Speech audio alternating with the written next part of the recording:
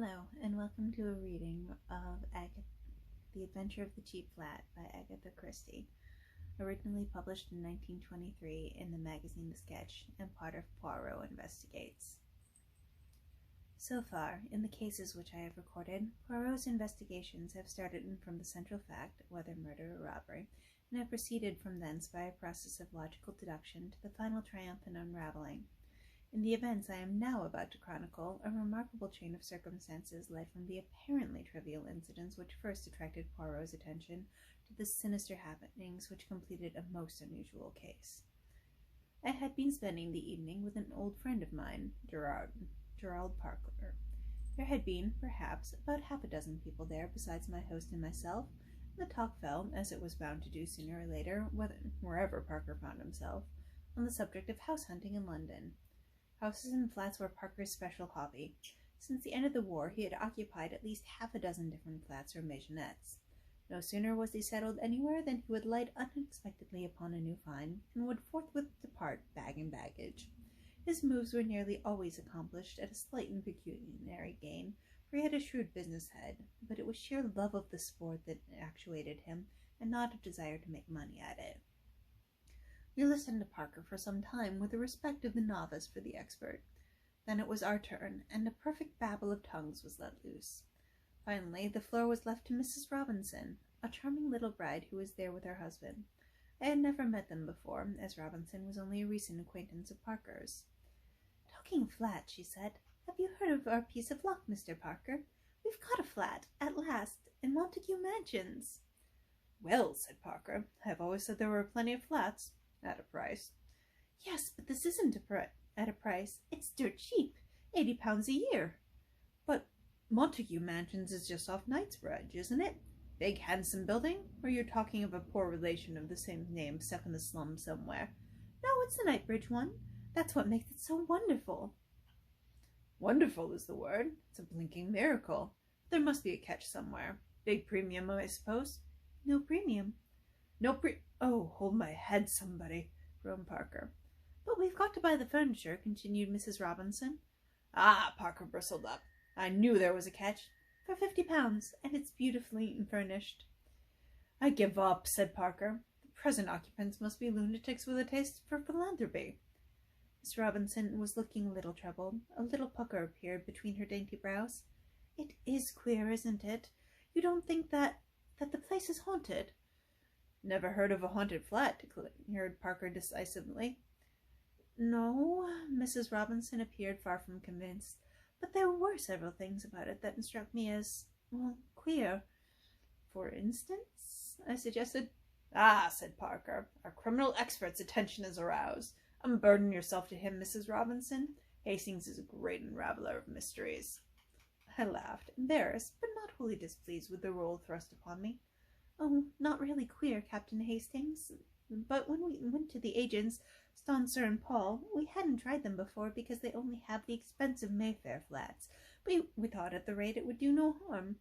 Everything they offered us was $400 and $500 a year, or else huge premiums, and then, just as we were going, they mentioned that they had a flat at 80, but they doubted it would be any good to our going there, because it had been on their books some time. They had sent so many people to see it, it was sure to be taken. Snapped up, as the clerk put it. Only people were so tiresome in not letting them know, and then they went on sending, and people got annoyed at them being sent to a place that had, perhaps, been let some time." Mrs. Robinson paused for some much-needed breath, and then continued. "But we thanked him, and said that we quite understood it would probably be no good, but that we should like to order all the same, just in case. And we went there straight away in a taxi, for, after all, you never know.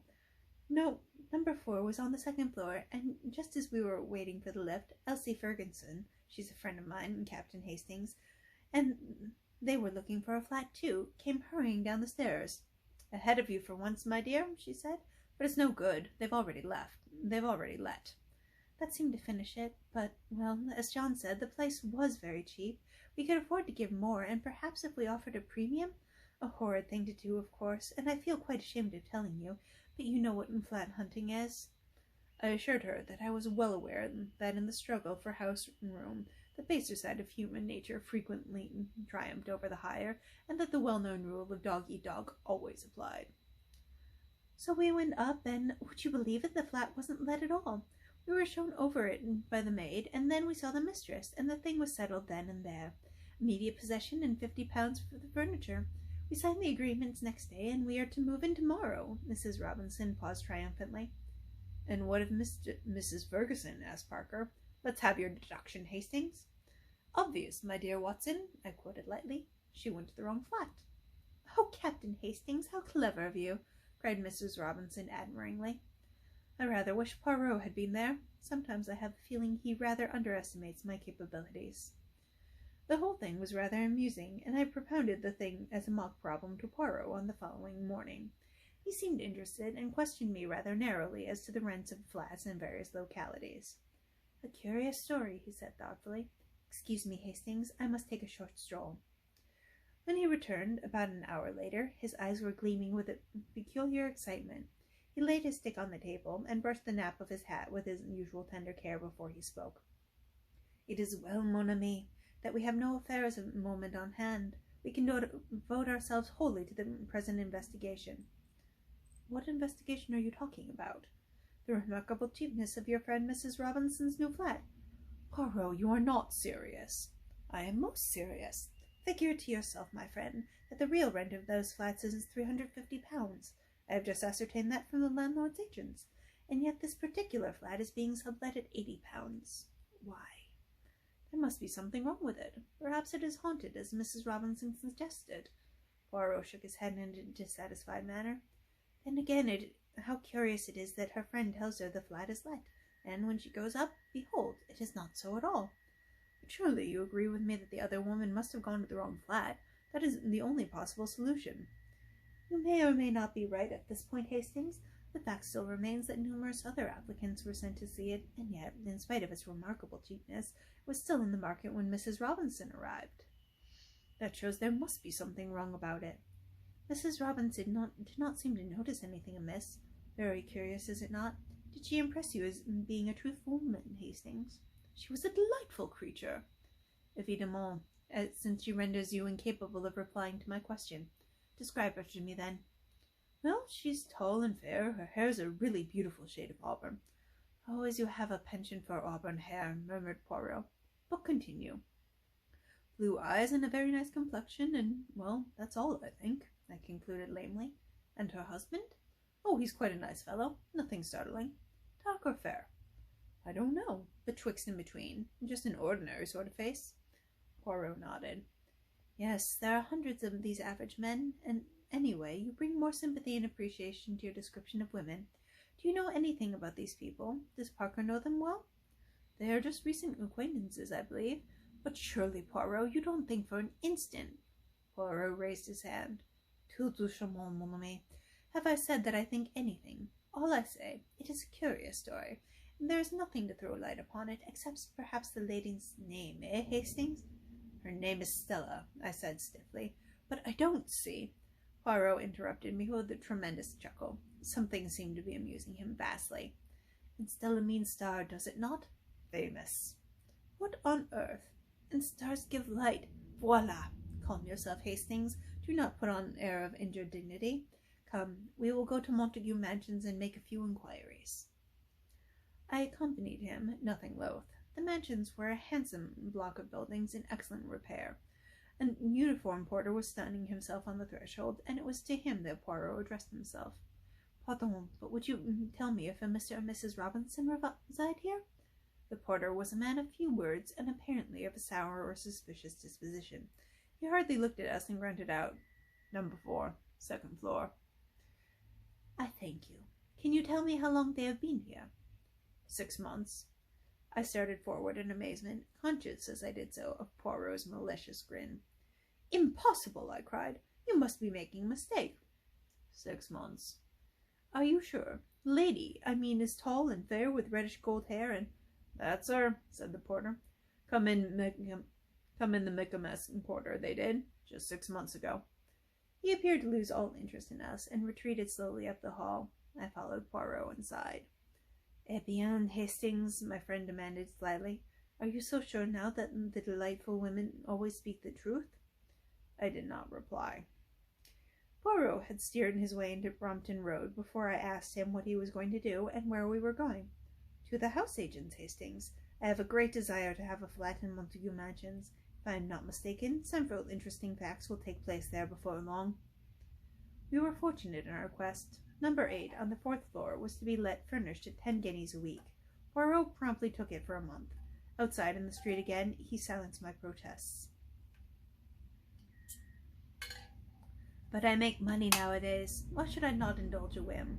By the way, Hastings, have you a revolver? Yes, somewhere, I answered, slightly thrilled. Do you think that you will need it? It is quite possible. The idea pleases you, I see. Always the spectacular and romantic appeals to you. The following day saw us installed in our temporary home. The flat was pleasantly furnished. It occupied the same position in the buildings as that of the Robinsons, but was 2 floors higher. The day after our installation was a Sunday. In the afternoon, Poirot left the front door ajar and summoned me hastily as a bang reverberated from somewhere below. Look over the banisters. Are those your friends? Do not let them see you. I craned my neck over the staircase. That's them, I declared in an ungrammatical whisper. Good. Wait a while. About half an hour later, a young woman emerged in brilliant and varied clothing. With a sigh of satisfaction, Poirot tiptoed back into the flat. C'est ça. After the master and mistress, the maid. The flat should now be empty. What are we going to do? I asked uneasily. Poirot had trotted briskly into the scullery and was hauling at the rope of the coal lift. We are about to descend after the method of the dustbins, he explained cheerfully. No one will observe us. The Sunday concert, the Sunday afternoon out, and finally the Sunday nap and after the Sunday dinner of England, le roast beef. All these will distract attention from the doings of Hercule Poirot. Come, my friend.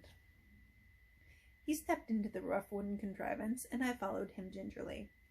Are we going to break into their flat? I asked dubiously.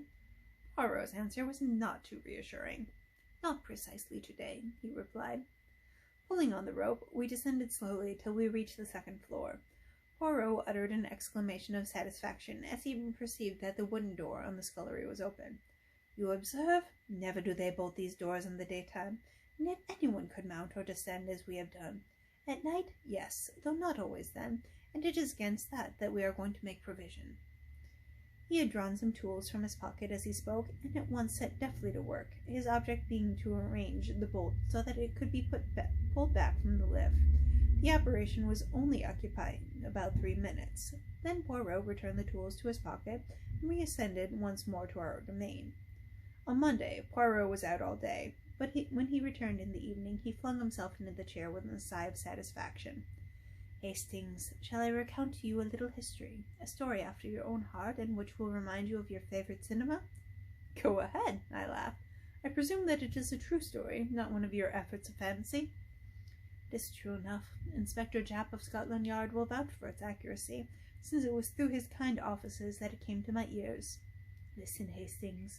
A little over 6 months ago, some important naval plans were stolen from an American government department. They showed the position of some of the most important harbor defenses and would be worth a considerable sum to any foreign government. That of Japan, for example. Suspicion fell upon a man named Luigi Valnardo,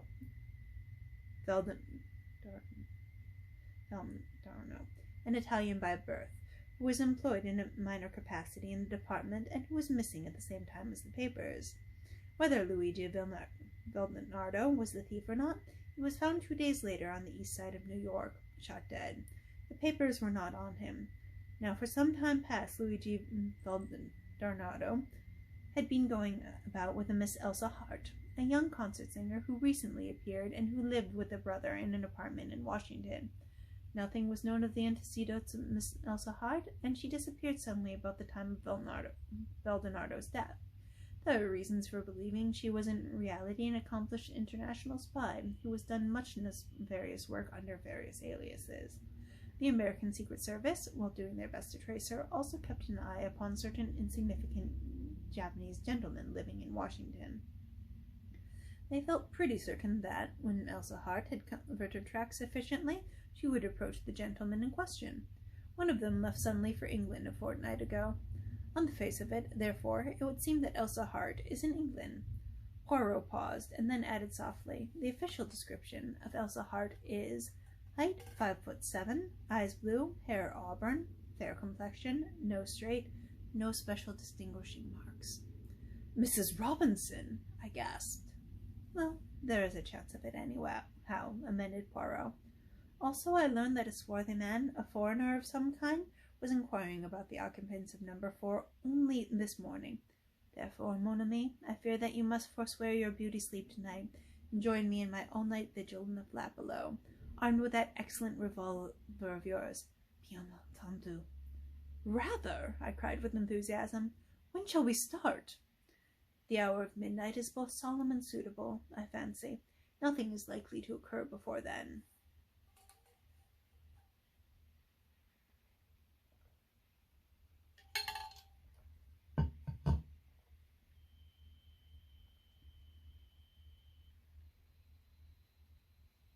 At 12 o'clock precisely, we crept cautiously into the coal lift and lowered ourselves to the second floor.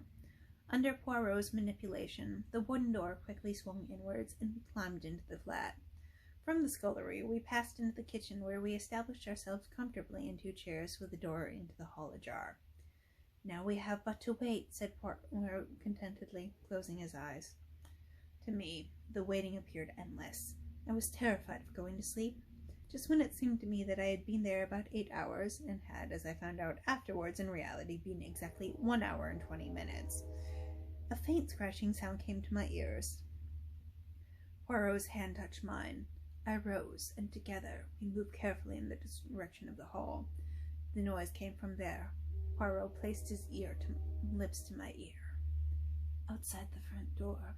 They are cutting out the lock. When I give the word, not before, fall upon them from behind and hold him fast. Be careful, he will have a knife." Presently there was a rending sound, and a little circle of light appeared through the door.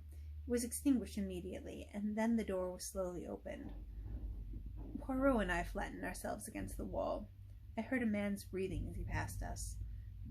Then he flashed on his torch, and as he did so, Poirot hissed in my ear, "Allez!" We sprang together. Poirot, with a quick movement, enveloped the intruder's head with a light woolen scarf, whilst I pinioned his arms. The whole affair was quick and noiseless.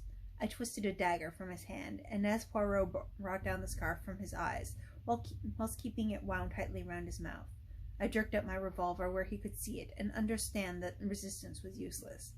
As he ceased to struggle, Poirot put his mouth close to his ear and began to whisper rapidly. After a minute, the man nodded. Then, enjoying silence with a movement of his hand, Poirot led the way out of the flat and down the stairs. Our captive followed, and I brought up the rear with the revolver. When we were out in the street, Poirot turned to me. "There is a taxi waiting just round the corner. Give me the revolver. We shall not need it now." "But if this fellow tries to escape?" Poirot smiled. "He will not." I returned in a minute with the waiting taxi. The scarf had been unwound from the stranger's face, and I gave a start up in surprise. "He's not a Jap," I ejaculated in a whisper to Poirot. "Observation was always your strong point, Hastings. Nothing escapes you. No, this man is not a Jap. He is an Italian." We got into the taxi, and Poirot gave the driver an address in St. John's Wood. I was by now completely fogged. I did not like to ask Poirot where we were going in front of our captive, and strove in vain to obtain some light upon proceedings. We alighted at the door of a small house standing back from the road. A returning wayfarer, slightly drunk, was lurching along the pavement and almost collided with Poirot, who said something sharply to him, and which I did not catch. All 3 of us went up the steps of the house. Poirot rang the bell and motioned us to stand a little aside. There was no answer, and he rang again, and then seized the knocker, which he plied for some minutes vigorously. A light appeared suddenly above the fanlight, and the door opened cautiously a little way. "What the devil do you want?" a man's voice demanded harshly. "I want the doctor. My wife is taken ill." "There is no doctor here." The man prepared to shut the door, but Poirot thrust his foot in adroitly. He became suddenly a perfect caricature of an infuriated Frenchman. What you say? There is no doctor? I will have the law of you. You must come. I will stay here and ring and knock all night. My dear sir. The door was opened again. The man, clad in a dressing gown and slippers, stepped forward to pacify Poirot with an uneasy glance round. I will call the police. Poirot prepared to descend the steps. No, don't do that, for heaven's sake. The man dashed after him. With a neat push, Poirot sent him staggering down the steps. In another moment, all three of us were inside the door, and it was pushed to and bolted.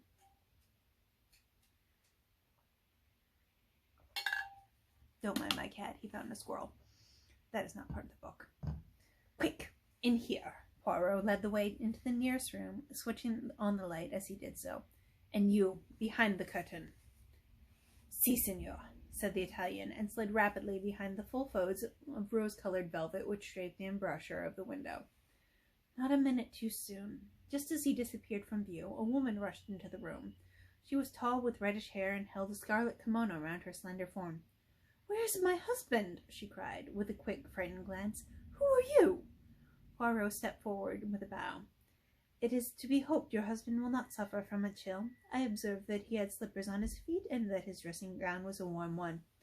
"Who are you? What are you doing in my house?" "It is true that none of us have had the pleasure of your acquaintance, madame. It is especially to be regretted, as one of our number has come especially from New York in order to meet you." The curtains parted, and the Italian stepped out. To my horror, I observed that he was brandishing my revolver, which Poirot must doubtless have put down through inadvertence in the cab. The woman gave a piercing scream and turned to fly, but Poirot was standing in front of the closed door. "Let me by!" she shrieked. "He will murder me!" "Who was it that croaked Luigi Valdendarno?"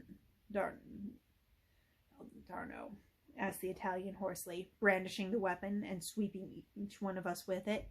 We dared not move. "My God, Poirot, this is awful! What shall we do?" I cried. "You will oblige me by refraining from talking so much, Hastings. I can assure you that our friend will not shoot until I give the word." "You sure of that, eh?" said the Italian, leering unpleasantly.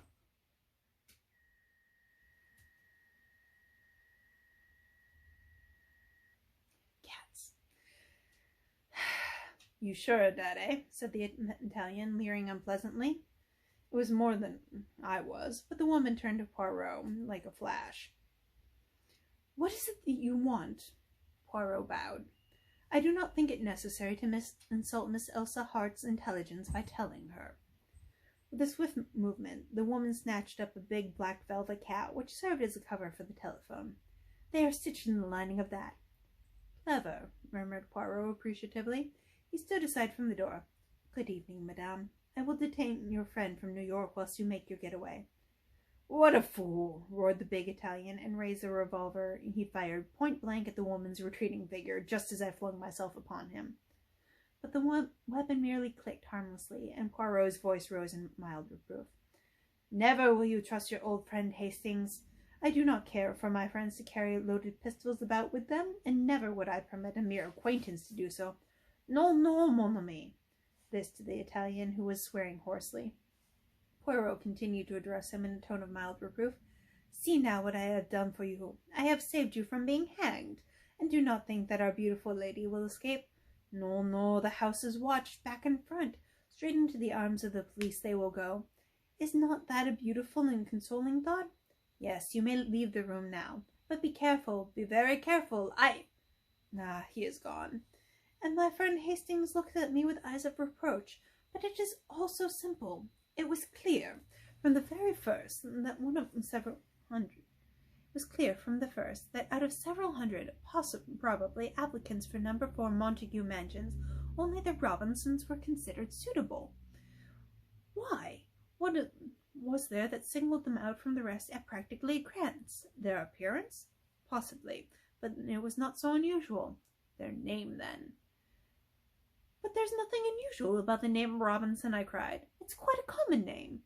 "Ah, sapristi, but exactly. That was the point. Elsa Hart and her husband, or brother, or whatever he really is, come from New York, and take the flat in the name of Mr. and Mrs. Robinson.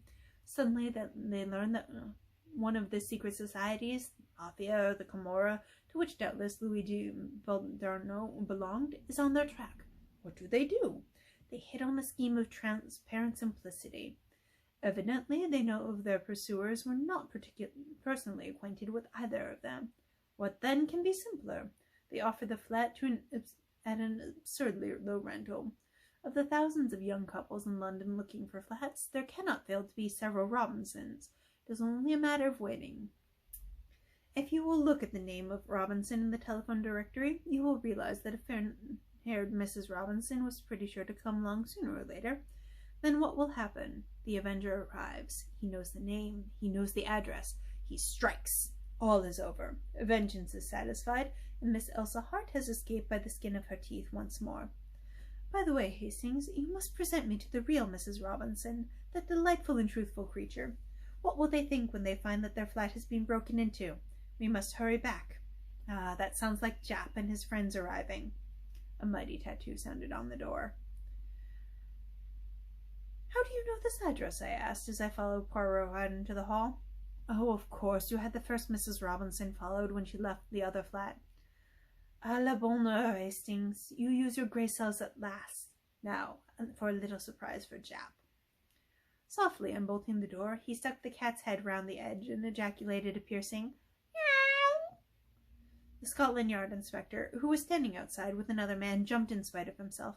Oh, it's only Monsieur Poirot at one of his little jokes, he exclaimed as Poirot's head followed that of the cat. Let us in, monsieur. You have our friends safe and sound? Yes, we've got the birds all right, but they hadn't got the goods with them. I see. So you come to search. Well, I am about to depart with Hastings, but I should like to give you a little lecture upon the history and habits of the domestic cat. For Lord's sake, have you gone completely balmy? The cat, declaimed Poirot, was worshipped by the ancient Egyptians. It is still regarded as a symbol of good luck if a black cat crosses your path. The cat crossed your path. This